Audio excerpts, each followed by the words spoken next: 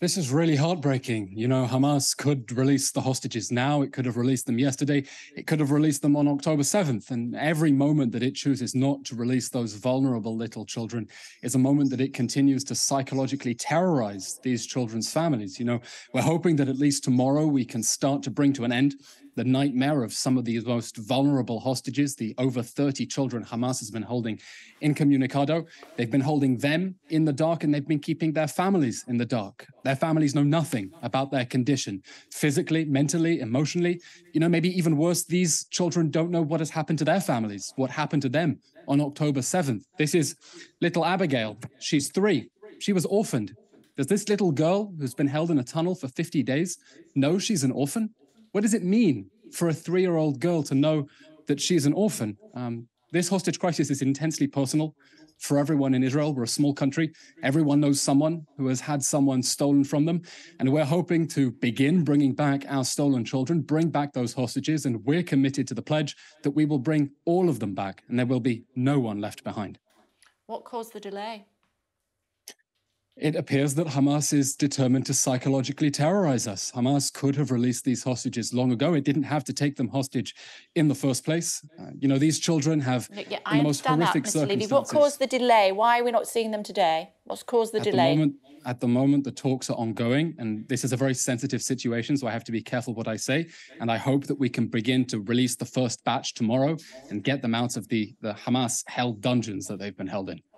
Suggestion is that Hamas didn't sign the paperwork. Is it as simple as that? Look, this is a terrorist organization. It's not exactly an organization whose word is a law or writ, and we need its signature on paper. But again, Hamas can decide whenever it wants to release all 240 of those hostages, the children and the elderly, the men and the women, the soldiers and the civilians. It is for Hamas to decide it can release them, and we will continue putting military pressure on Hamas so that it releases all of our hostages and we bring all of them home and leave no one left behind. Why are you confident that the hostages, the children, will be released by tomorrow morning? We are hopeful. We are continuing to apply military pressure on Hamas to release all of our hostages. It hasn't suddenly developed a conscience. It hasn't suddenly developed a sense of morality. The terrorists who burned, butchered, and beheaded people on October 7th haven't suddenly realized it's evil to hold a 2-year-old girl hostage. So you're hopeful but not confident?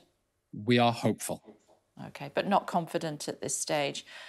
You say that you're hopeful that all of the hostages will be released eventually by Hamas. What happens then in Gaza? We will continue with our campaign to destroy Hamas in response to the October 7th massacre. This is the terror group that on October 7th abducted little children from their beds. And if we leave them in power, it will do it again. Because Hamas has told us it wants to perpetrate another and another and another October 7th massacre. And this war has to end with the end of Hamas. Because if we leave it free, we will leave it emboldened. And we will be in this same story in 6 months' time when Hamas attacks us again. Okay. So we're fighting to bring back our stolen children and to make sure that the terrorists of October 7th can never steal them again. Mr. Levy, you say that once the hostages are all released, you are basically going to pound Hamas into to obliterate them. So what is their incentive to release all the hostages? At the moment, Hamas is coming under unrelenting military pressure, and we've had it begging for a breather because it's getting clobbered. After the first 50 hostages are released, Hamas will have a decision to make. For every 10 additional hostages it releases, we are willing to agree to another one-day pause in the fighting. And if Hamas wants that time for another breather, they can release those hostages, and we'll continue putting pressure on Hamas until we get everyone home. We are committed. That is our obligation as a state. It goes to the deepest values of the Jewish people, releasing people from captivity. We're determined to bring them all home. We won't leave any of them behind.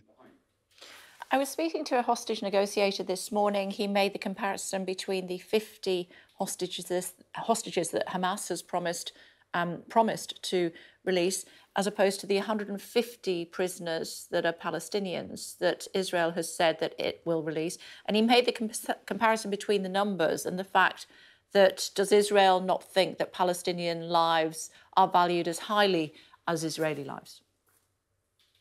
That is an astonishing accusation. If we could release one prisoner for every one hostage, we would obviously do that.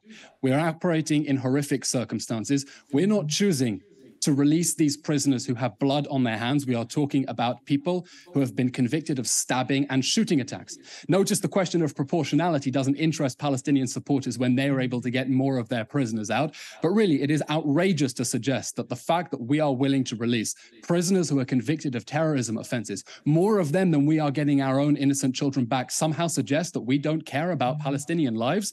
Really, that's a disgusting accusation. Will President Netanyahu's political career survive this war? The Prime Minister has been very clear. People are right to ask very difficult questions. And when this war is over, everyone is going to have to give the Israeli public answers. Everyone will be held accountable. Everyone is going to have to take responsibility. And after this war is over, after we win, after we destroy Hamas, we can open everything up. And he will give the Israeli people those answers. And we will interrogate and understand exactly how this happened and how we can make sure this never happens again. OK, I'm not sure if I said President Netanyahu then. If I did, my apologies. Prime Minister.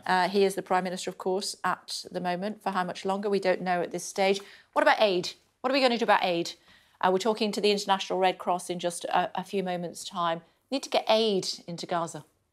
Absolutely. It's very important that humanitarian aid reach the people of Gaza who need it and to make sure that Hamas can't steal it.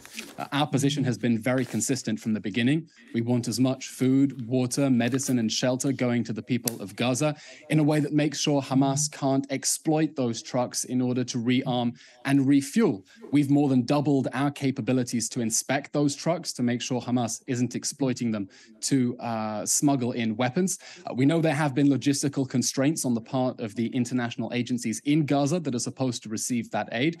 But our position from the very beginning is we want to see that aid reach the people of Gaza, as much of it as possible. And we're ready to inspect that aid and facilitate that. OK, we must leave it there. I hope that we might be able to speak again tomorrow with better news for those little ones that have been held, as you said, Let's pray. Thank you, Kate. For 50 days. Thank you. Thank you.